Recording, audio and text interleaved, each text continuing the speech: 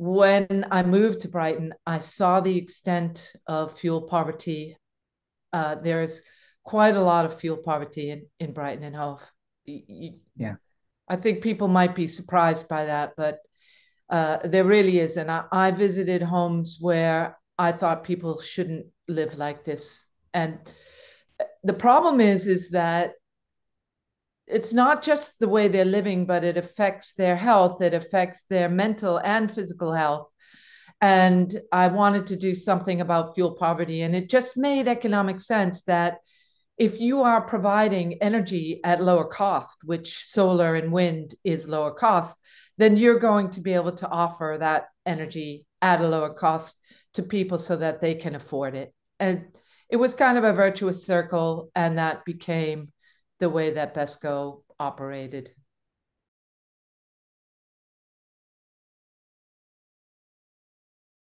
At the end of the day, though, the schools do save. Some of the schools that use more electricity and have larger systems, so the capex on those investments is lower.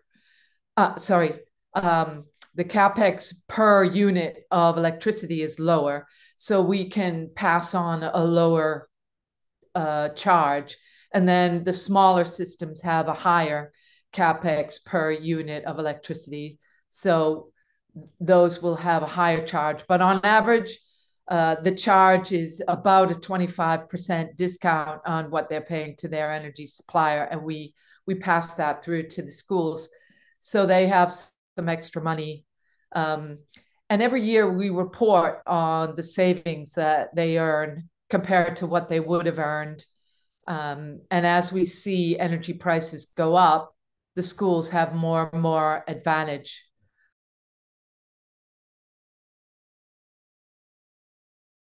So I've done quite a few assemblies where I talk about what it means. And it was really interesting because at one of the junior schools I went to, the kids were planting trees that same day. So imagine the solar array that we installed at their school, which was Patcham Junior. They that saved about 1,200 trees could be planted every year to equate to the amount of carbon emission savings from the solar array that we installed. And those kids were probably planting about 200 trees that day. And it was really a big effort. All the kids were involved in that tree planting exercise.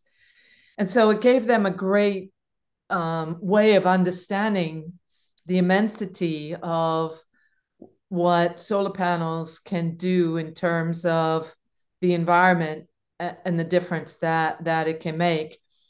I also talked about battery storage in one of the schools, and what that will mean for their future energy use. And one of the schools that we're installing in this bond offer will also have a battery. And so we will go to the school and explain how that system is going to work. They'll get a monitor in their reception area that will show them how much electricity is being generated from the solar panels and what that means. And we like to work with the schools and get it into their curriculum, their science curriculum or their sustainability curriculum, so that we can work together with them to help the kids understand how this works.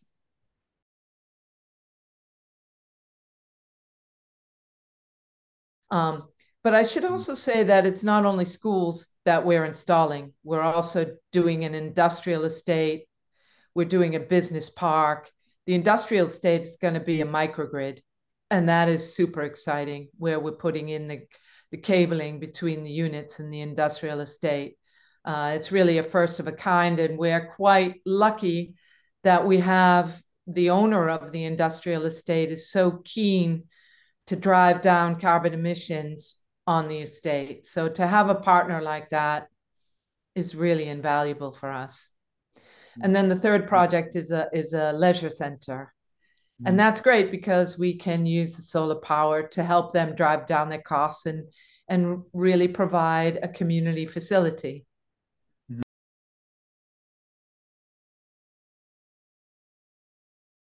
BHESCo is a very important part of decentralization of the electricity provision.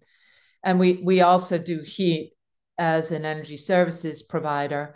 But for us, it's the vision of communities generating their own electricity, owning a share of that. So actually benefiting from their own utility and helping, that's going to help them decarbonize the community. So the way it's working now is a lot of communities are writing local area energy plans, and we're just finalizing one for the Marches region. And in that plan, about 80% of the electricity provision will be associated with onshore wind. They have very high, there's some areas that are outside areas of outstanding natural beauty, where it would be quite interesting to put onshore wind.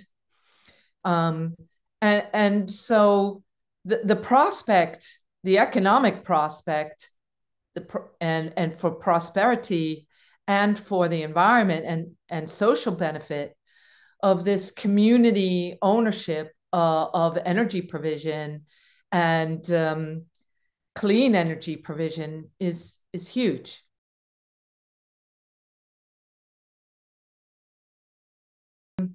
So we will be investing in these 8 projects.